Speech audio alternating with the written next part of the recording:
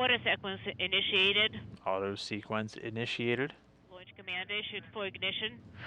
Second arm retracting, launch command issued. You can see the engines firing, ramping up. Flight speed. Engines at maximum thrust. The turbo pumps are at flight speed, standing by. Liftoff. And liftoff. Jeff Williams, Alexey Ovchinin, and Oleg Skripochka launching to the International Space Station.